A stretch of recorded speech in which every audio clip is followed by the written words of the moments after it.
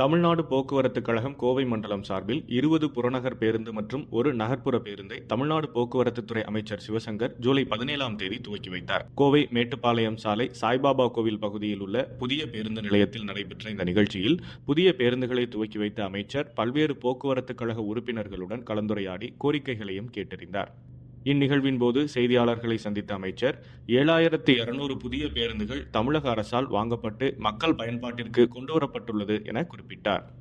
கோயம்புத்தூர் மாவட்டத்தின் மேட்டுப்பாளையம் முதல் தூத்துக்குடி வரை செல்லும் வாரம் இருமுறையிலான எக்ஸ்பிரஸ் ரயில் சேவை கடந்த மாதம் துவங்கப்பட்டது.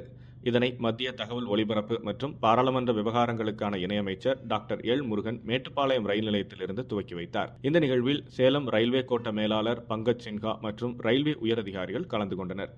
வெள்ளிக்கிழமை மற்றும் ஞாயிற்றுக்கிழமைகளில் மேட்டுப்பாளையம் ரயில் நிலையத்திலிருந்து இரவு 7:35 மணிக்கு புறப்படும் இந்த ரயில் மறுநாள் அதிகாலை 4:20 மணி அளவில் தூத்துக்குடி ரயில் நிலையத்தை சென்றடைகிறது.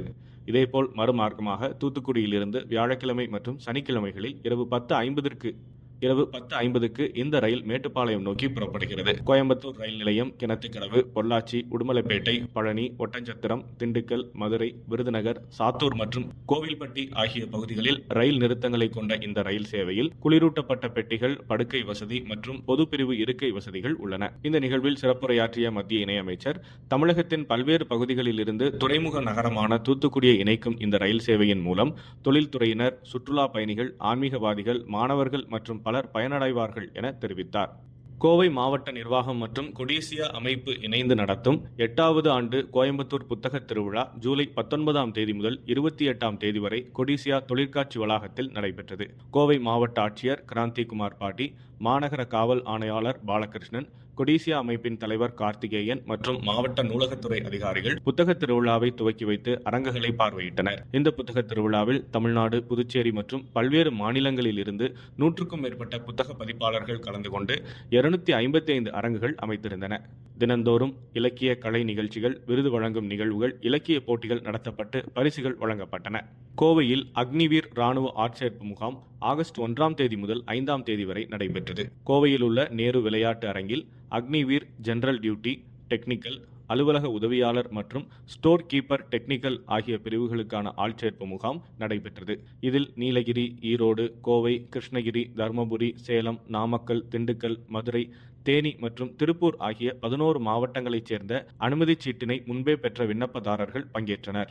மத்திய பிரதேச மாநிலத்தில் தொழில் துவங்க அழைப்பு விடுக்கும் வகையில் அம்மாநிலத்தின் தொழில்துறை சார்பில் மத்திய பிரதேசத்தில் முதலீடு செய்வதற்கான வாய்ப்புகள் என்ற தலைப்பில் சிறப்பு கருத்தரங்கம் கோவையில் உள்ள தனியார் நட்சத்திர ஹோட்டலில் நடைபெற்றது. இதில் மத்திய பிரதேச மாநிலத்தின் முதல்வர் மோகன் யாதவ் மற்றும் மத்திய பிரதேச மாநிலத்தின் அரசு துறை செயலாளர்கள் கலந்து கொண்டு தொழில்துறையினருக்கு அங்கு வழங்கப்படும் முதலீட்டு வாய்ப்புகள் மற்றும் மானியங்கள் குறித்து எடுத்துரைத்தனர். மேலும் மத்திய பிரதேச மாநிலத்தில் தொழில்துறையினருக்கான வாய்ப்புகள், அவர்களுக்கு அளிக்கப்படும் சலுகைகள், அரசு உதவிகள் உள்ளிட்ட தொழில்துறையினரின் மேம்பாட்டுக்கான திட்டங்கள் குறித்து இந்த கருத்தரங்கில் விளக்கப்பட்டது. இதில் கோவை, திருப்பூர் மற்றும் தமிழகத்தின் பல்வேறு பகுதிகளைச் சேர்ந்த ஜவுளி மற்றும் பின்னலாடை தொழில், இன்ஜினியரிங், ஆட்டோமொபைல்ஸ், சிறு குறு மற்றும் நடுத்தர தொழில்கள், தகவல் தொழில்நுட்பத்துறை ஆகியவற்றின் பிரதிநிதிகள் கலந்து கொண்டனர். கோவை மாவட்டம் மேட்டுப்பாளையம் அருகே தேக்கம்பட்டியில் பவானி ஆற்றங்கரையில் உள்ள பிரசித்தி பெற்ற வனபத்ரகாளியம்மன் கோவிலில் 31ஆம் ஆண்டு ஆடி குண்டம் திருவிழா கோலாகலமாக நடைபெற்றது. இதில் பக்தர்கள் விரதமிருந்து குண்டம் இறங்கி வழிபாடு நடத்தினர். குண்டம் நிகழ்ச்சியை ஒட்டி 500க்கும் மேற்பட்ட காவல்துறையினர் பாதுகாப்பு பணியில் ஈடுபடுத்தப்பட்டிருந்தனர். மேலும் போக்குவரத்து துறை சார்பில் பக்தர்கள் வனபத்ரகாளியம்மன் கோவிலுக்கு எளிதில் வருவதற்காக சிறப்பு பேருந்து வசதிகளும் ஏற்பாடு செய்யப்பட்டிருந்தது. தமிழ்நாடு குடிநீர் வடிகால் வாரியம் சார்பில் மழைநீர் சேகரிப்பின் முக்கியத்துவம் தொடர்பான விழிப்புணர்வு ஏற்படுத்தும் LED நடமாடும் வாகனத்தை கோவை மாவட்ட ஆட்சியர் கிராந்திகுமார் பாடி துவக்கி வைத்தார்.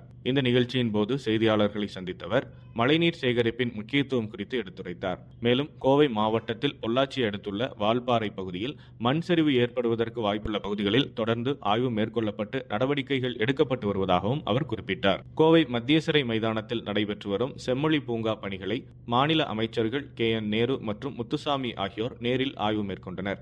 இந்த ஆய்வின் போது கோவை மாநகராட்சி ஆணையர் சிவகுரு பிரபாகரன், கோவை மாவட்ட ஆட்சியர் கிராந்திகுமார் பாட்டி மற்றும் அரசு அதிகாரிகள் உடனிருந்தனர்.